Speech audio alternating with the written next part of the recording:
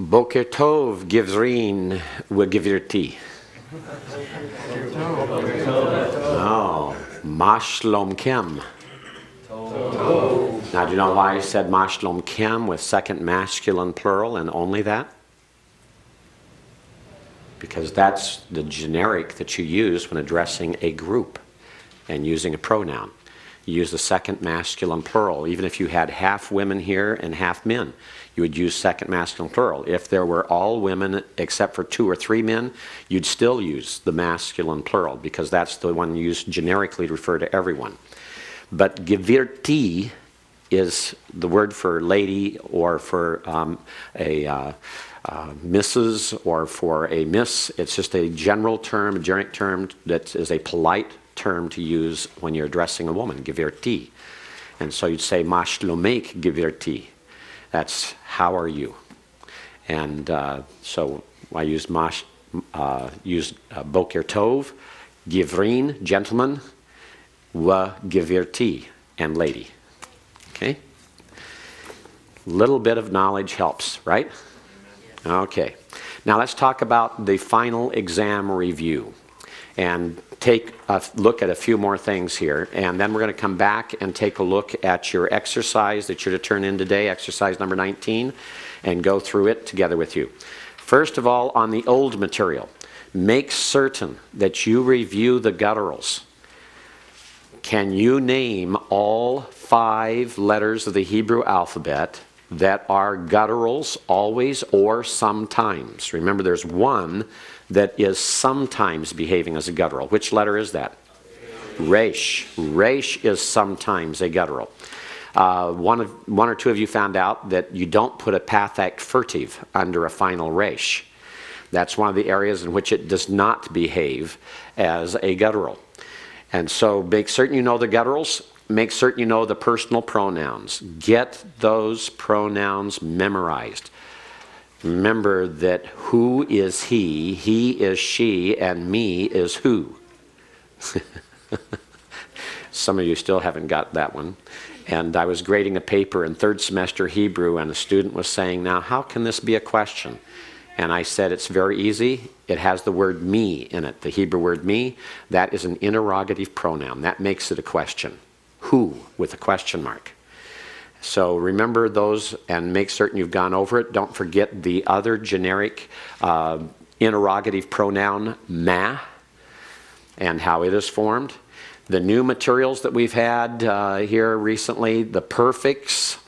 In the second half of the semester, we looked at all the prefix. Make certain you can write out all of the cal perfect verb, the imperfects, the imperatives, the participles, the pronominal suffixes, and infinitives also. I don't have them listed on there, but they should be. Those are all new materials we've covered since we've had some of the exams. So you may not have had enough review of these in recent days, and so we'll take time today and on Tuesday to cover that. Let's take a look at a couple things. On the exam, you will have a chart like this given in several different locations. You will have sentences in Hebrew to translate, and in those sentences there will be verbs. And you'll be asked to transfer the verbs into this chart. So that if we have Amarta Yimshlu Hashomrim Ba'am, you said, let them rule, let the guardians rule over the people. Now, that's a sentence that you will not see on the exam, number one, because I've given it to you here. Number two, because it has some unusual usages that I'm not going to foist upon you in such a setting as an exam. One of the unusual things here is it has a verb that introduces what is said, and then what is said would have to be in double quotes when you translate into English. And then we have a jussive here with yim shalu, which is let them rule, and shomrim you've never had with the use of guardians or keepers. So we would not have that. But as we look at this, and you now know what it says, let's choose the first verb. And Kenny, which is the first word that is a verb? Okay, the first word. And as we write that in then, you write it in the box, and then you identify the second verb is Yim Shalu. What's the third verb in this sentence? Greg? Hashomrim, all right, is the third verb. As we go back, we find out that amarta is a cal, and you're going to have only cals. So for the conjugation or stem, you will only have cal for your final exam. This is a perfect. You know the perfects because they do not have prefixes on them. The perfects do not have prefixes. They are the suffix conjugation of the verb. Notice that most perfects have a tau in the suffix, and that this one is equivalent to the personal pronoun ata, you, masculine singular. So it is a second person, it is a masculine, and it is singular. Always abbreviate. Always abbreviate. Don't write it all out. Abbreviate. Just use 2ms. The root, the 3 letters of the root are what, David? Aleph, Mame, and Rash. Correct. All right. And then Yim Shalu is also cal. And Franz, what is it as far as the form? It's imperfect. It's an imperfect. Why? It's a prefix yod. It's got a prefix on it. Okay? All right. So that tells you it's imperfect. And then that yod together with the shuric suffix tells us what, Roger? Third person and plural. Remember, the plurals have the shurik on the end. If you have a shurik on the end, that makes it a plural. So identify that right away. So that's third masculine plural. And what's the root, Scott Basolo? Mame, sheen, lamed. Okay, mame, sheen, lamed. Then we go to the third verb, James Wood. Its third verb is a cal, but what kind of verb form is it?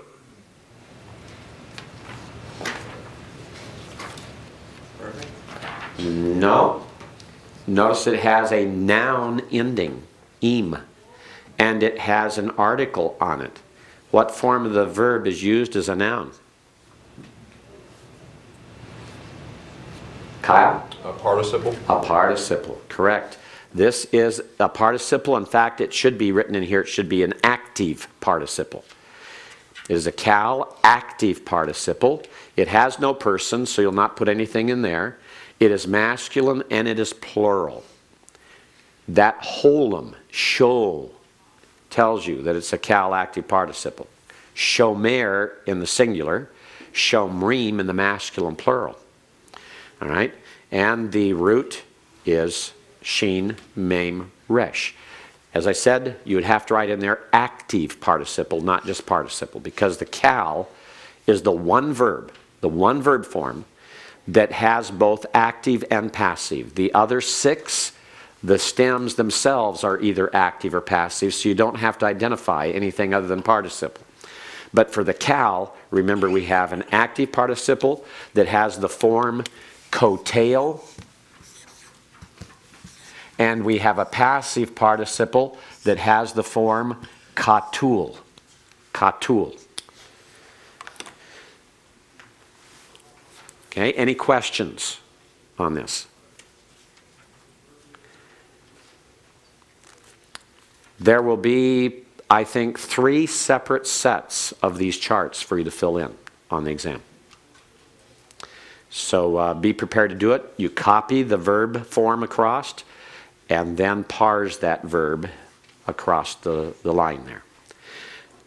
Scott. The hey on the third verb, sorry, what was that? That's the article, the definite article. Notice the pathic under it and the dogish in the next letter. Remember this, the participle is being used as a noun, and being used as a noun, it can be treated like a noun. It can take an article like a noun. It takes noun endings. Does that get indicated as a prefix on the chart? On the chart, not on this chart, but on your parsing charts, yes. On here. But we won't need to identify those for the exam, the prefixes? You will not be using charts like this on the exam. Now, you might be asked to identify an article on a participle on the exam, but it may not be on a chart form. This one on the chart is under prefixes, and it's the second column. It says article. Thank you. All right? Okay, any other questions on this? All right. Remember the imperatives. How do we derive the imperatives? How do we find out the form for any imperative of any verb? We take the second person of the imperfect. We take the imperfect. So if we do that, let's take, for example, mashal. And as we look at this root, and we're going to form the imperfect, and we want a second masculine singular imperfect, which is a tau prefix. And in the cal, the prefixes on the imperfects have a heric under them.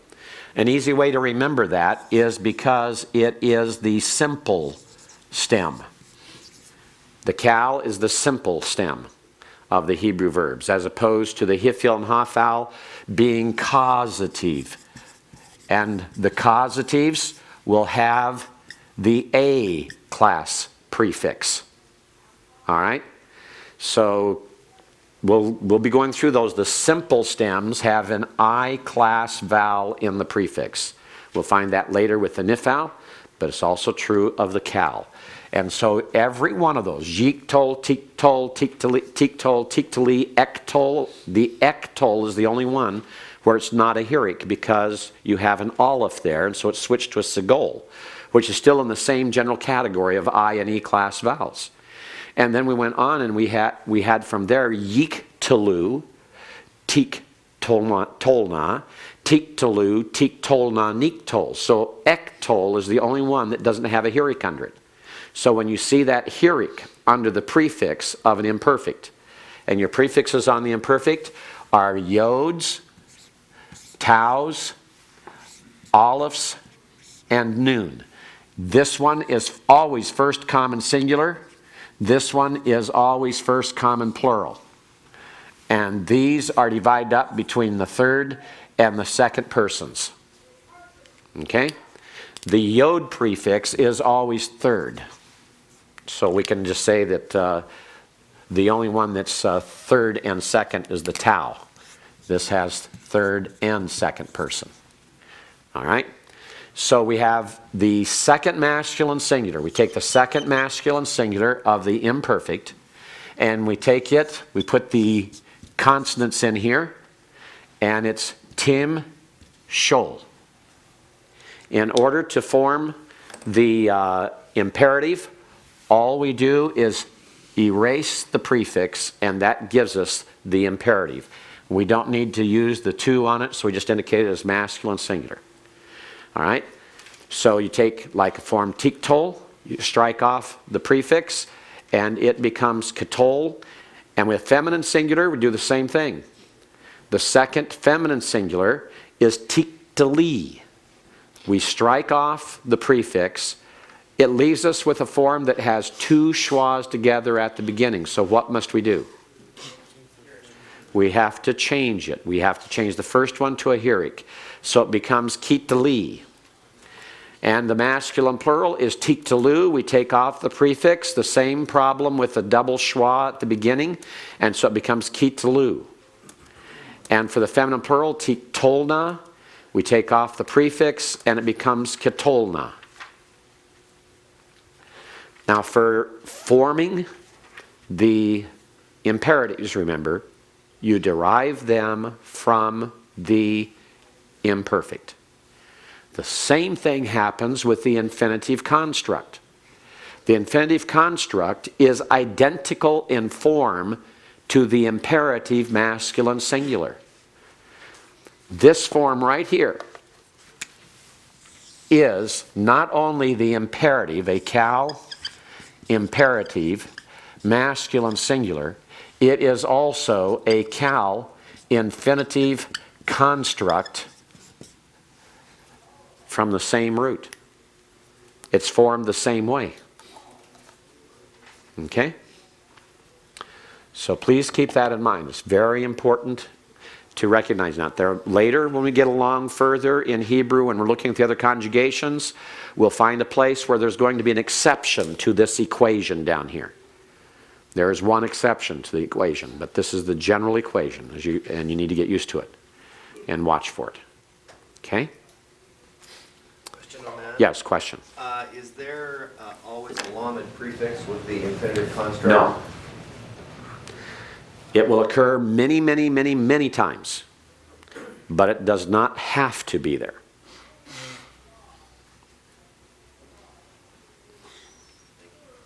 All right. When we talk about the verb moods, here again is an example of a kind of chart for information that you'll have on the final exam.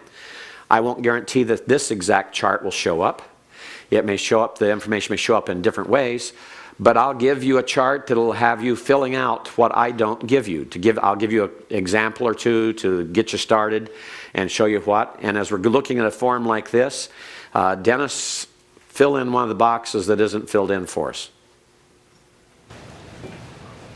Person 2. Okay, the first box under person, make it second person. That's easy, isn't it?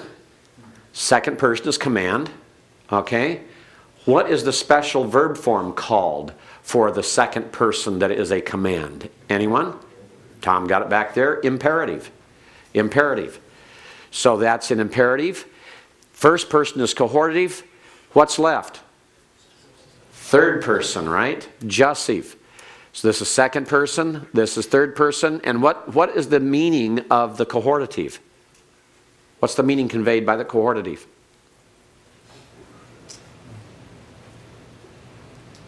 Anyone?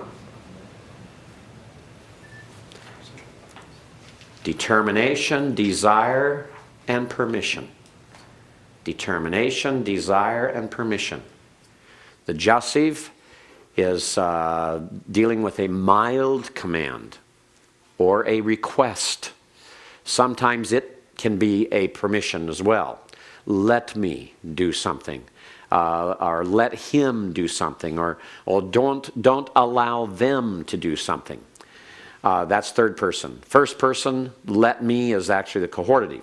Determination, I will do that, right? Desire, I want to do that, I wish to do that. Let me do it. Permission. Okay? That's cohortative. The imperative, do. Walk, jump, learn. Those are all imperatives. Okay? Declining suffixes. Sometimes you'll be given words that have obvious pronominal suffixes, and you'll be asked to identify them. So George, take the first one. Tell us what the suffixes person, gender, and number is on bil va vek. The second person. Correct? We know that because of the kaf, right? Right. All the pronominal suffixes are second person have a kaf in them. All right, so second person. Gender would be feminine. Feminine, correct. If it was masculine, to have a comets in the bosom of the final kaf. Okay, it's feminine. And plural. Singular, singular, right, singular. Second person, feminine, singular. All right, Kempus, take the suffix on the Lawmen preposition and tell us all you can about it. First person. Correct, first person. Common. Common, remember all first persons are common. There's no, and it's singular. All right, singular. All right, all first persons are common. There's no such thing as a first masculine or a first feminine. They're all common. Okay? All right, everyone understand that? What's happening here? Got a good idea of what can occur? These are the type of questions that will show up for you to identify. Of course, it'll be a little bit clearer Hebrew than this. The pasting of this chart in, it's got squished there. The letter spacing's off. All right, Well, let's do something then. Let's take a look at, this is a passage in the book of Judges. I think it's Judges 28, Judges 8:23. Judges 8:23. All right? We've got all this Hebrew here. And we have learned to be able to identify everything that's here, even the things that are unknown to us. So let's walk through it. All right? Chad, first word. Tell us everything you can about that first word. Wayomer. Wayomer. Wayomer. It's a Wayito verb. Absolutely. Absolutely. Good going. I don't really remember what that means. You don't have to right now. We'll hammer that well. That bird will return to, all right? We'll pursue it. Okay, so it's a Wayito. Now, Wayito has that wow with a pathic, and it has a dogish in the first letter, which is the prefix letter of the imperfect. It's an imperfect form, yiktol. Wayito. The way represents that wow, pathic, and yod. Yiktol represents the form of the verb. Now, because this is a verb that begins with a guttural letter, the verb amer, he spoke, he said, that's why we have the problems of different forms of vowels with it.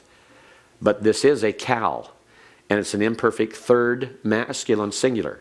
Third masculine singular you would also know because it has a yod and no suffix. All right, so it's a cal imperfect third masculine singular. Wayito.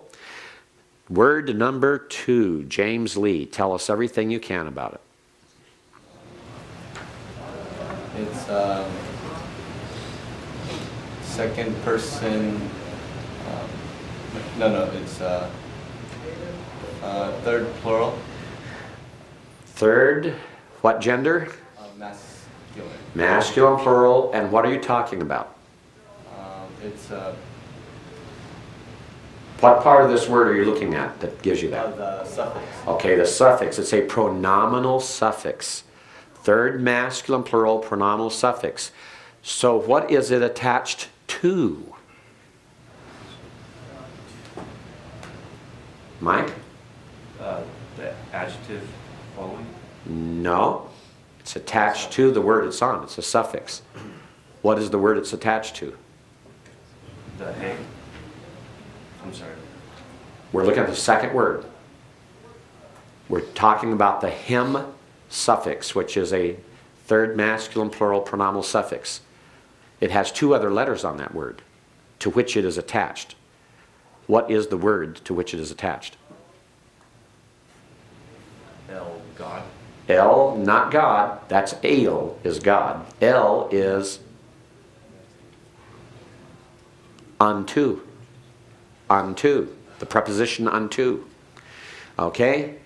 Now, let's go to the third word. James Wood. Third word. Tell us everything you can about it.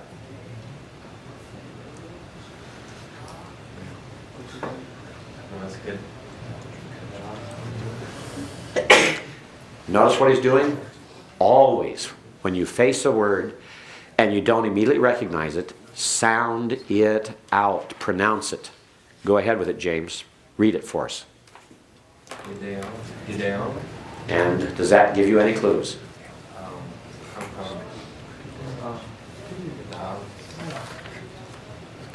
Pronounce it again.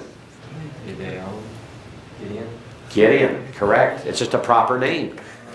It's just a proper name. It's Gideon. All right? That's all you need to know about it. Okay? Now let's go to the next word. It's attached by a makef to the following word. What does that makef indicate? It's inseparable for pronunciation purposes, and that's all it means. It does not have anything to do with being in construct. All right? This word is not in construct with the following word. What is that word on the right-hand side of the makef? George?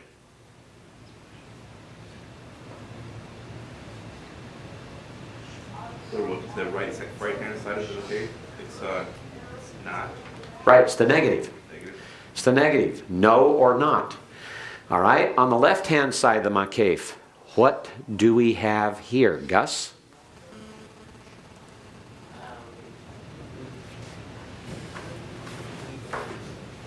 What's a prefix? Aleph. Okay, we've got a prefixed aleph. It's an imperfect. It's an imperfect. And it's the whole. Right, the whole is just part of the formation of it as an imperfect. What does that aleph indicate about that imperfect? That it's a first common singular. Correct. We have a cal imperfect first common singular from the root. Mame. Right, maim, sheen, and lawmen. All right, good. Notice we've identified all of the words across that first line. You've had all of this. You may not have ever seen this combination before, but you know every one of it. This is a verse in Scripture, Judges 8:23. You're able to read it. Second line. Second line. Greg, what is that first word? I. First common singular pronoun, personal pronoun. All right? Go to the second word, Kenny. Looks like it has a preposition. Okay? Identify the preposition. Kim. No, that's pronominal suffix. Preposition is what? From. Not from. I'm sorry. In with. In, with, or by. The bait preposition. Okay? And then what about the suffix on it? It's plural. It's plural suffix, yes. Masculine. It's masculine. Third. When it has a kaf in it, it is always second person. Second masculine plural. Bait preposition plus a second masculine plural pronominal suffix. Scott Basolo, take the next one, makef and all. Take both sides of it. Tell us everything you can about those two words. Wow. What is the wow? It's a conjunction and. The conjunction and. And then that's before lo, which is the negation, so and not. All right. And shol is a imperfect. And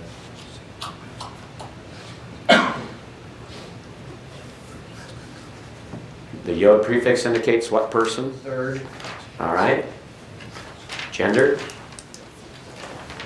masculine, right? Number. plural. Plural has a shurik on the end. There's none here. So this is singular. Remember the song? Yik tol, teek tol, teek tol, teek taliak tol. Remember? Yik tol. Third person. Oh, yeah. Yik tol, teek tol, teek tol, teek taliak tol. Everyone. Yik tol, teek tol, teek tol, teek taliak tol. Again. Yik tol, teek tol, teek tol, teek taliak tol. Again. Yik tol, teek tol, teek tol, teek taliak tol. Those are the singulars. All right? Get those down. Get those down, all right? Well, let's go to the next word, the next to last word on here. Let's see, John Melcon. B'ni, I think it's my son. You've got it right. Tell us a little bit more about it. How would you identify or decline its different parts?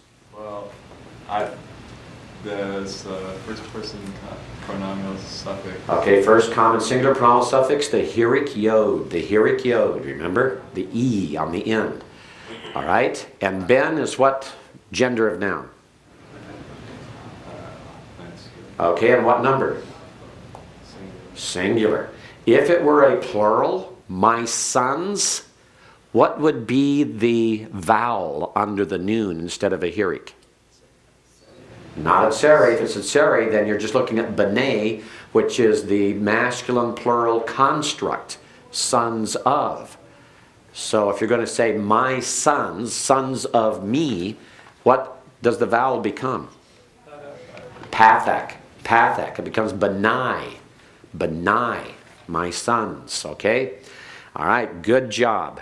Listen, this one's going to throw you again and again.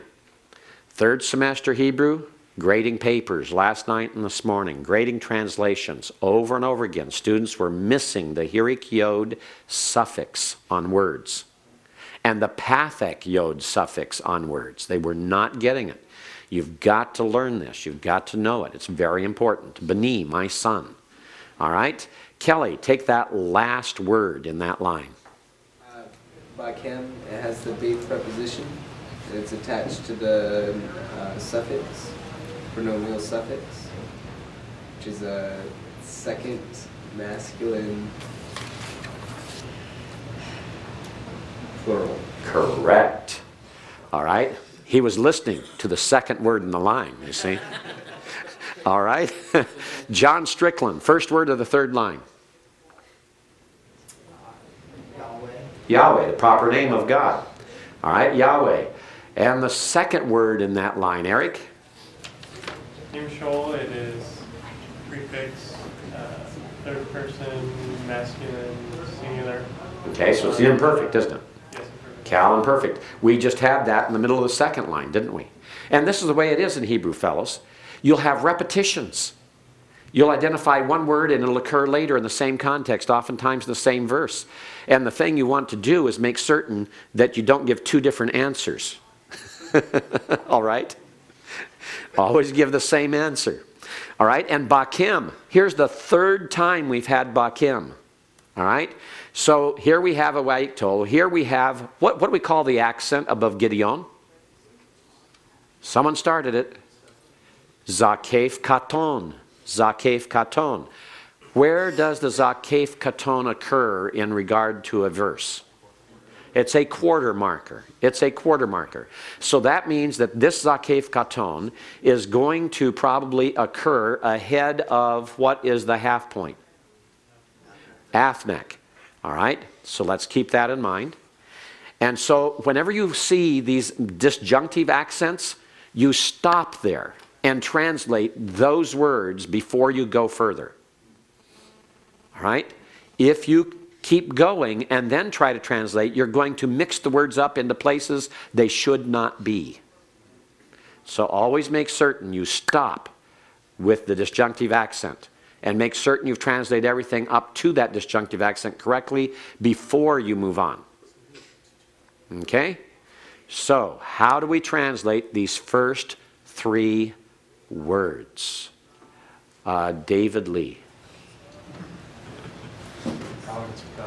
How do you translate the Wa'iktol? You can translate it. Normally, Wa'iktols are used in narrative, and so narratives by context are past tenses. So it'd be a past tense verb, probably, most likely. And the and on it, we will translate normally with a then, a so, a therefore, a thus. Just translate with anything there, even and for now being. So then he said to Gideon, or they said to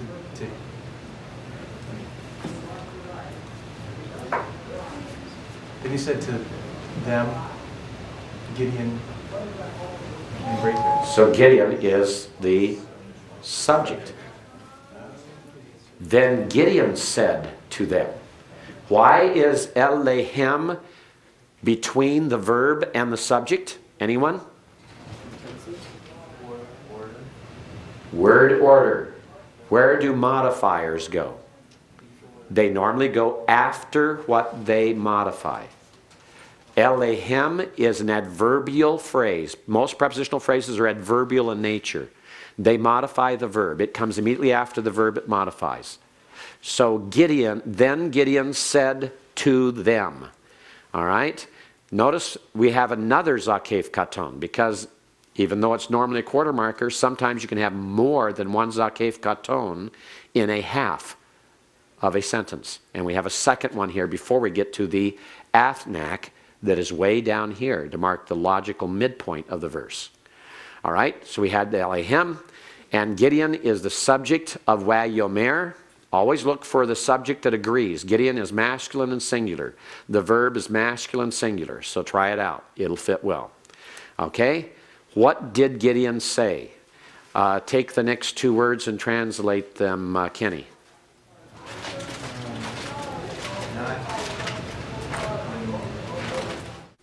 Okay, Shol, Cal, imperfect, first common singular. Pardon? Not I did not say. What's mashal mean? Oh, I did not know that. Rule. Rule. Okay, I will not rule. And notice a ni in the next line comes after it, so we have an emphatic personal pronoun, use the subject. I will not rule. Bakim. Bakim means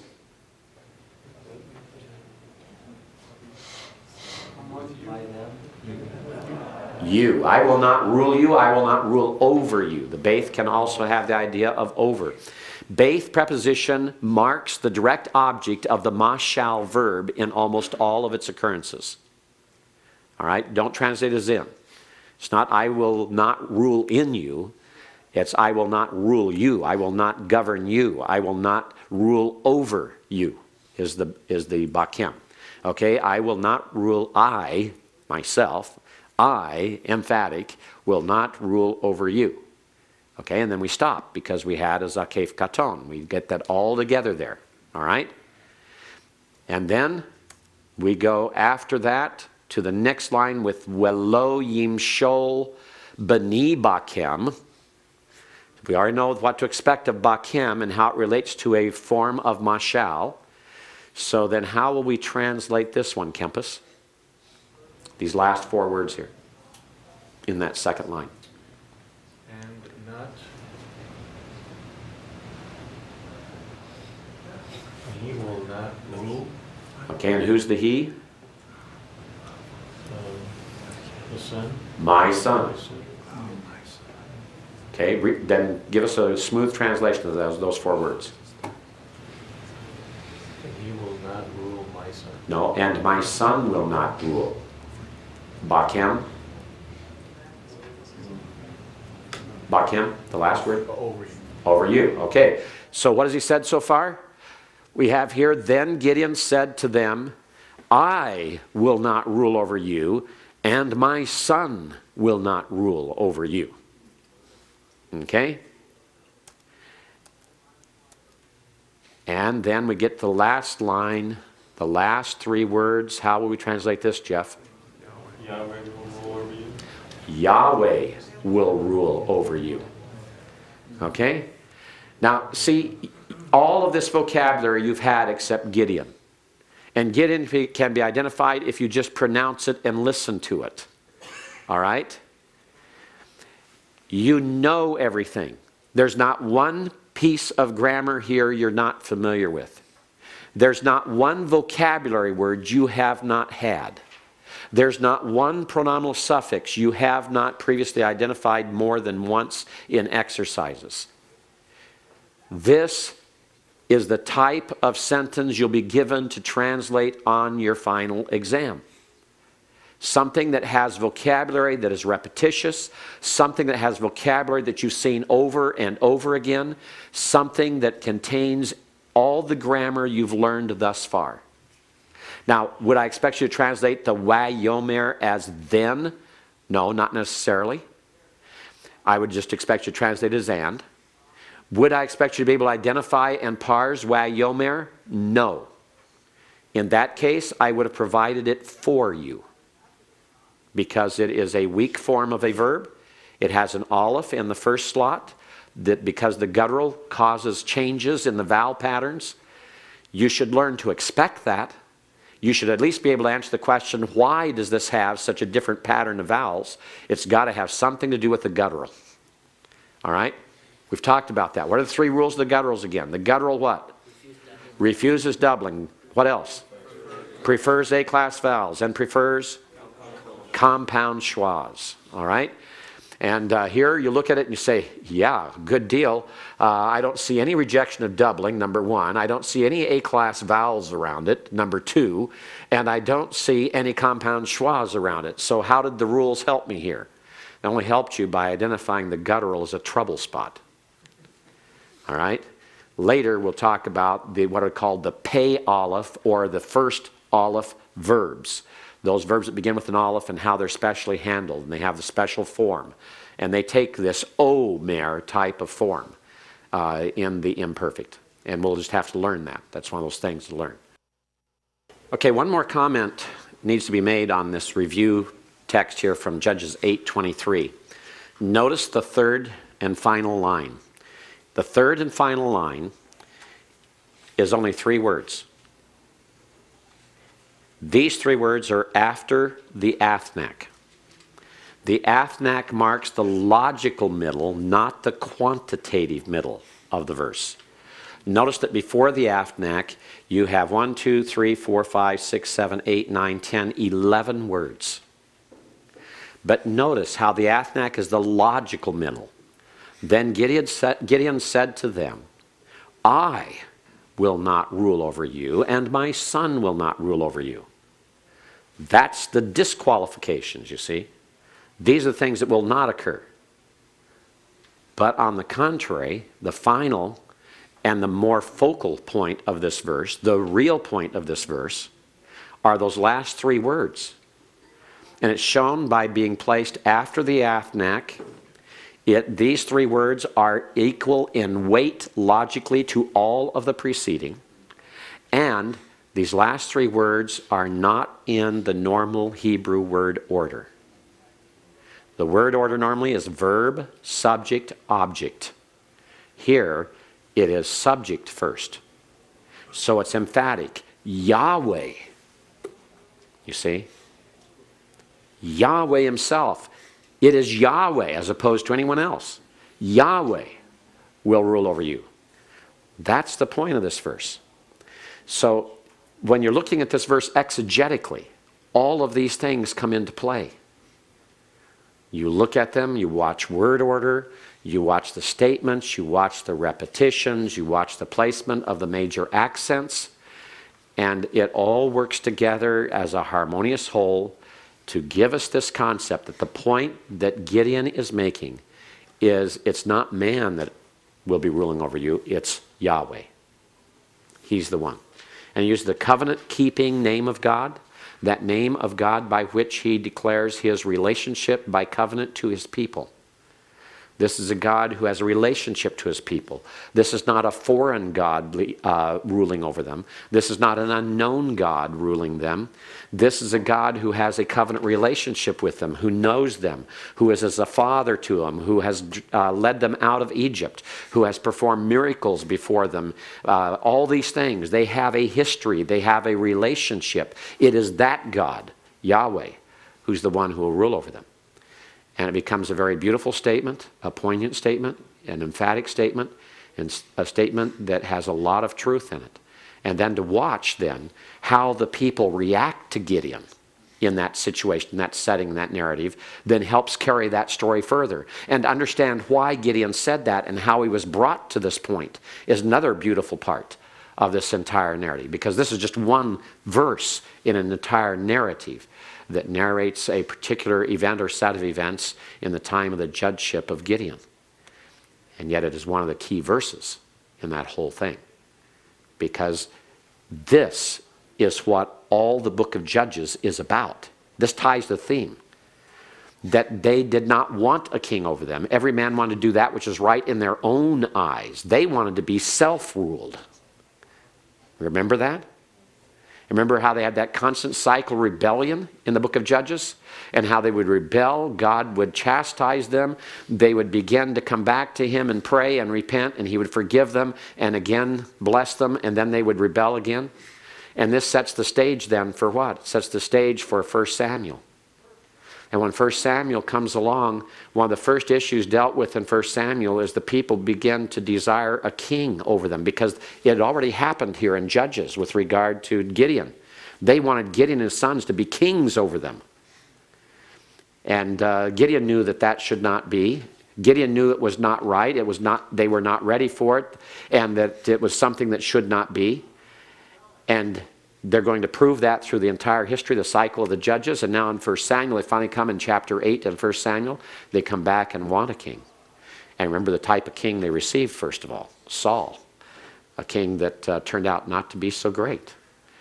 And remember that the prophet Samuel told them that, you know, if you're going to have a king, you've got to realize what that means. There's a lot of changes going to take place, and are you sure you want that? And they were intent on being like all the other nations. So we have this progression. First, they want to self-rule. They want to do that which is right in their own eyes. And then they want to do everything the nations are doing, everyone around them. And then they get themselves into trouble. But this is all part of that entire story. It's part of the narrative of the Old Testament and the history of Israel following the conquest of the land and leading onward. And this is a key verse. Yes? Detract from Hebrew, but I'm reading Kingdom of Priests by Marah Yes. right now, and we're just reading over that section about Samuel and the supposed tension with Samuel saying, you know, what you're desiring a king, and that's wrong, but with other Old Testament verses backing, you know, God's plan for a kingdom. And is that because they desire, like Merrill's view is that it's because they desired a king like the other nations. Right. Okay. Yes, that's it.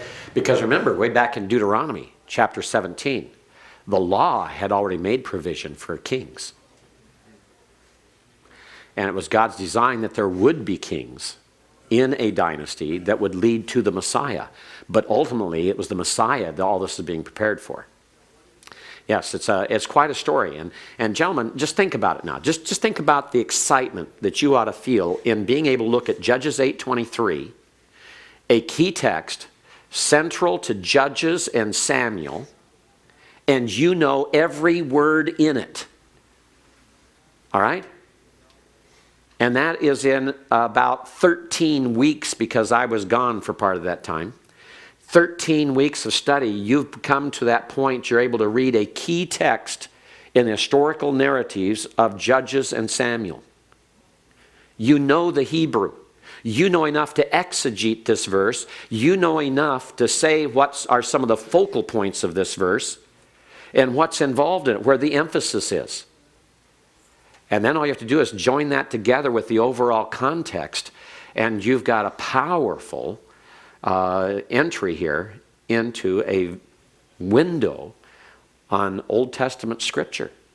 And you're seeing it in a way you don't see it in the English. Now, can you get the same idea from the English? Well, yes, you can. You read the English translation of this especially, there's not that much that's going to be different. But when you look at the Hebrew here, you see some of the emphases more clearly. And also by looking at the Hebrew, it slows you down in your reading to where you spend time in the text. Some of you are slower than others. So you get the joy of spending more time in the text, you see. Getting more soaked in it, you see. Not drowning in it, just soaked. All right? That's one of the values. I found that in being a missionary in Bangladesh, that even going through the scripture in Bengali was like opening up doors time after time, because when we get so used to doing things in our own language, we take things for granted and we just buzz right through and we miss clues that are even there in the English. But when we have to do it in another language, man, we slow down, we're looking at it through different eyes, we see things we never saw before just because we're made to take time to go through it word by word. And that's one of the advantages of Hebrew. And here it's even a greater advantage than English or Bengali or German or whatever you might have as another language, whatever language you might minister in the future that will also do that for you. Here you're getting closer to the original text then. You're getting back to the language God gave it in. And this is the base on which all translations are going to be judged and all interpretations. And so just to have this ability to do this, it's like being empowered. And if you don't sense that excitement, something's wrong with you. You're dead. Because this is what you're working for. This is why you came to seminary. You want to get into the word. You want to become men of the word. You want to be able to teach the word. You want to know the original languages of the word. This is why you took this semester in Hebrew. Besides the fact it's required, you know. Little help there. We push you along. But some come kicking and squealing, but still, it's required. But this is what it's all about. And this is the type of thing we're going to be doing all of next semester and the semester after that. Because everything you wanted to know about biblical Hebrew, you learned in 503. Everything we have after this just builds on that and fills out a few parts here and there, but you're not going to find that much that is new. Oh, we'll learn a little bit about the significance of the different verb stems, what the hifil and hafal emphasize, the hithpile emphasize, the piel and puel, things like that. We'll learn how to identify the problems with weak verbs like wa, yo, mer. But you will not change these basics that we've had. They apply in all of those. So you've really got it now. You've got to stick with it. Now, two things. Number one, if you have your textbook with you, turn to page 118. There are two words missing on this page that should be here. On page 118. It's in the chapter on infinitives, chapter 18. Top of the page, you have lishmor, to keep. Genesis 3:24 is an example of lishmor. Mashol, to rule. You should put comma, ruling. Page 118, second line up there. Mashol, to rule, comma, ruling. Ruling. Proverbs 19:10. And then the last word in that line, shaloach. Shaloach, to send, comma, sending. Numbers 22:15. Unfortunately, we left those two out. And so some of you in your reading are saying, well, I see plenty of examples here of to something for an infinitive. I don't see the ing for the infinitive. That's because we left it out and the examples we chose didn't use it. So remember that this is ruling, to rule or ruling. To send or sending. Your infinitives can be translated both ways, and context depends on how it's translated. But if it has the Lawmen preposition on it, it's going to be most often be translated with the to, because that Lawmen. If it doesn't have the Lawmen, it can be translated either way. All right? But the ing can be used. All right? Any questions on that? Everyone get that in there? Okay, now take your exercise 19 out. And please do not mark corrections on it. When I was grading some of these the other day, I found out it was difficult to know where, because of the color of the ink and things like that, hard to know if you are making corrections and how to grade it. So don't make any corrections on it. Just look at it and leave all the correcting to me, and that way I know that I'm the only ones doing the correcting here. All right, the first sentence, Zakor Rachameka Yahweh, Wachesadeka Ki Me Olam Hema. All right, this is taken from Psalm 25, verse 6. Zakor is a verb, and so it would be on your parsing sheet. And you could parse this initially as a kal, imperative, masculine, singular, from Zayin, Kaf, Resh, remember. Or it can also, it's identical form for an infinitive construct. Context will tell us. Is it remembering your mercies or your compassions, O Yahweh? No, it most likely in this type of context in a psalm is a prayer, because the psalms are made up primarily of prayers, and this is probably the imperative. So it'd be translated, remember your mercies, your compassions, or your compassion. It can be singular, even though it's a plural form.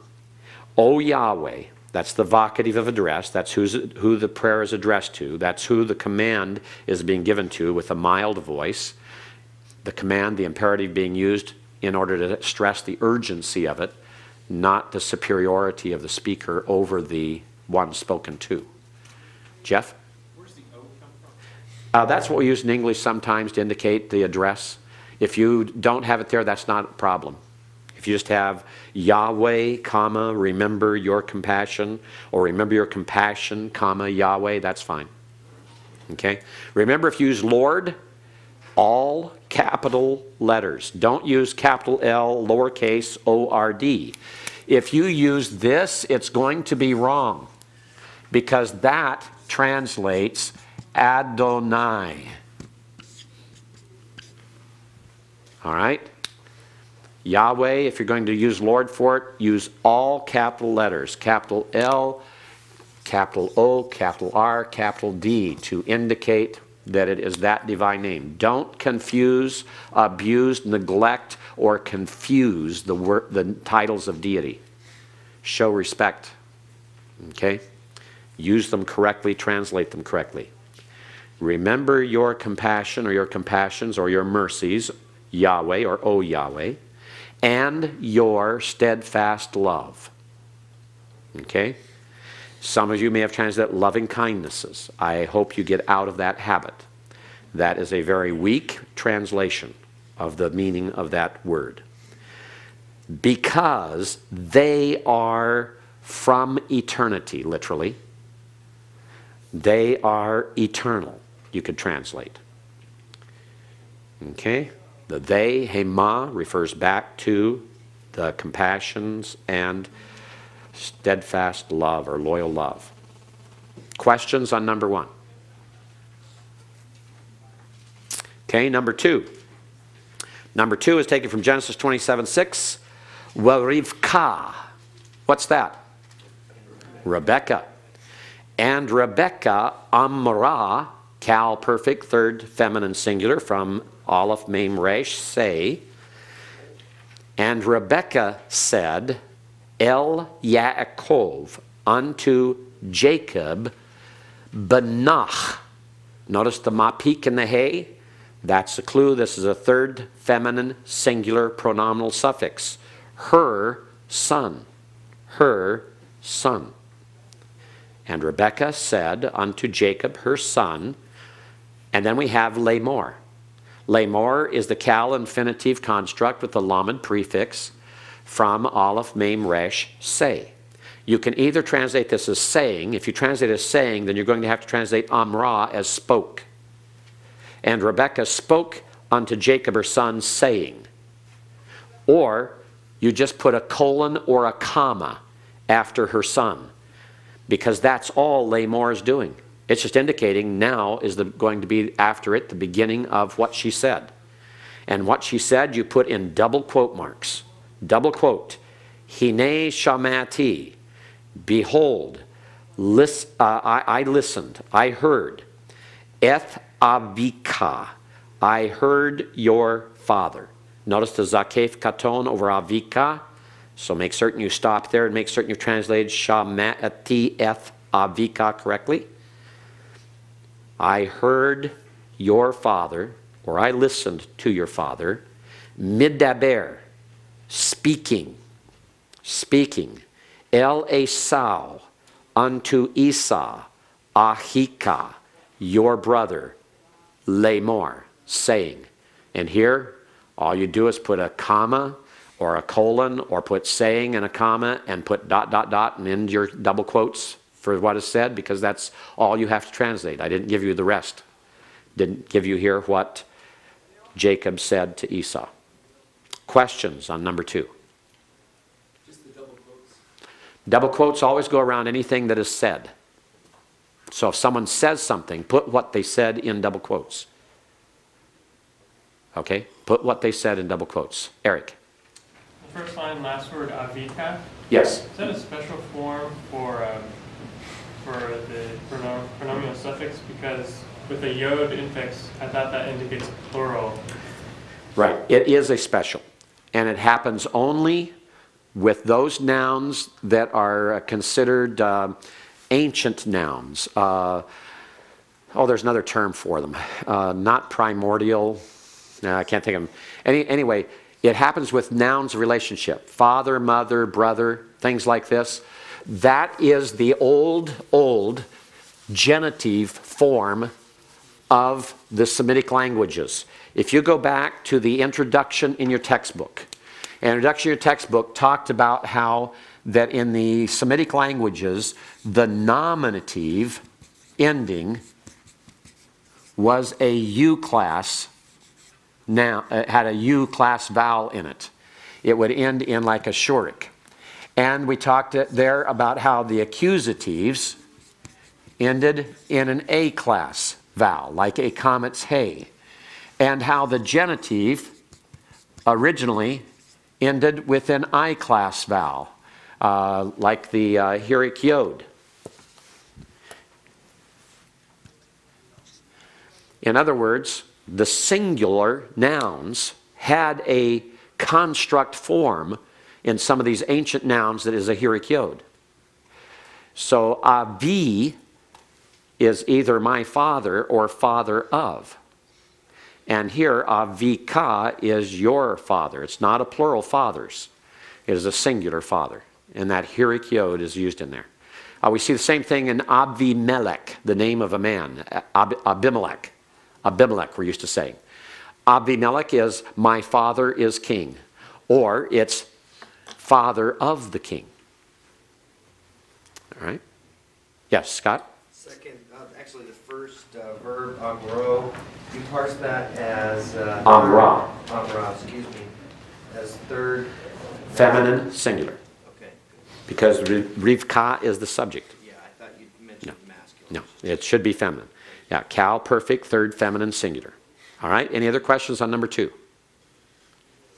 Number 3, we'ata, and now. Bani, my son. Shema, listen. This is an imperative, masculine, singular, from Shin, Mame, Ayin. Why doesn't it have a holum?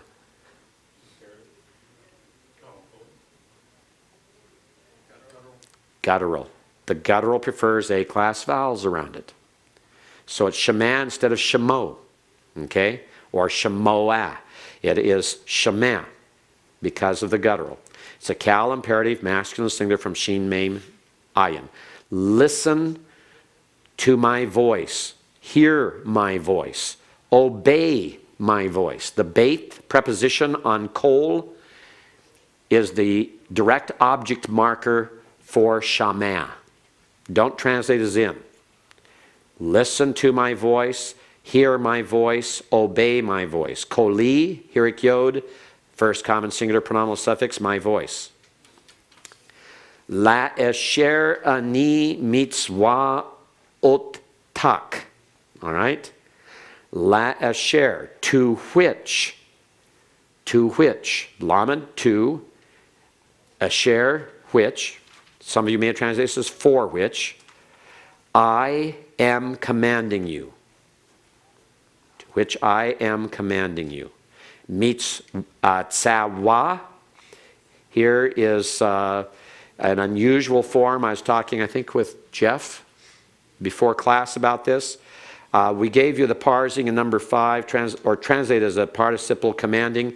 It is the PL participle, masculine, singular. I'll have to do some research on it to find out why it has the unusual pointing, because usually that's mitzaweh.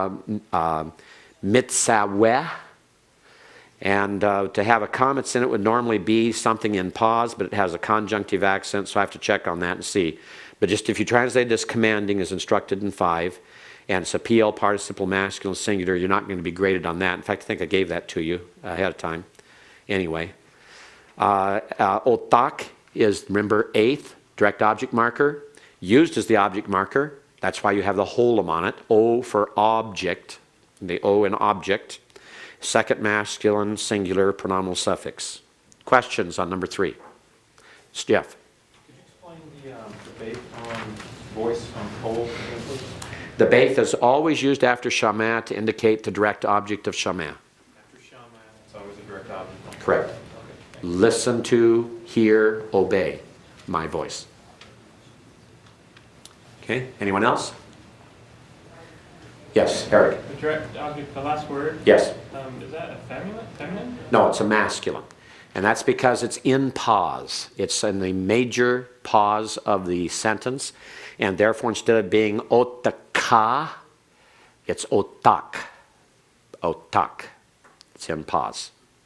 You know it's masculine singular by context because she's speaking to her son, my son. All right? Yes, John. The Lawmen preposition on, Lasher. yeah, it doesn't seem to make sense to me. Hear my voice to which I am commanding you. It's the idea of to do that which I am commanding you, for that which I am commanding you. It's that type of connection. Okay. I thought it was more of like, hear my voice with which I am No. commanding. No, that'd be ba'asher. Can you use according? Use a what? According to what I command you? According to, yes. According is the general idea of to which or for which. According. According to. Okay? All right, let's go to number 4 then. Bayom hahu, in that day. Notice the pathic under the bait and the dogish and the yod. In the day, literally, the that. In that day, Yahweh cut, Cal, perfect third masculine singular, from Kaf, Rash, Tau, with Abram. Here the F is the preposition by context because he's cutting a covenant with. He cut a covenant with Abram, saying, and here you could either use saying or you could use a comma or a colon, double quote to begin what is said here. Lizareka, for or to your seed, or to your descendants, or to your offspring, I have given. It's the Cal perfect first common singular of Nathan. You were to omit that from the sheets. I have given this land. Eth haaretz hazot. Remember, hazot is adjectival, defining haaretz, so given this land. Min nahar Mitzrayim, from the river of, Nahar is in construct, from the river of Egypt, add unto Hanahar Hagadol, the great river, Nahar Perat, the river Euphrates, literally the river of Euphrates, taken from Genesis 15:18. Questions? Yes, Jeff. On cut. Cut, yes. Earlier, did you say that we could translate that made if it's dealing with... Yes, you may. Absolutely. Made, established. Established. Yes. Okay. Yes, David. What allows us to translate for sure, like definitely not that T as I have given? Context. Okay. Context. You could also translate it as I will give. It'd be perfectly acceptable. I give. I give can also be acceptable. It depends on how you approach this in your mindset, is how you're looking at this verse. Is the covenant right now being established and he's saying I am giving through this covenant? Or is it I have given because I've already made up my mind and now the covenant is expressing it? Or is it he's emphasizing I will give on the basis of this covenant? And so all three tense translations are acceptable. And you'd have to make your arguments from the overall context and parallel examples of other covenant forms to reach a more consistent or more definite conclusion.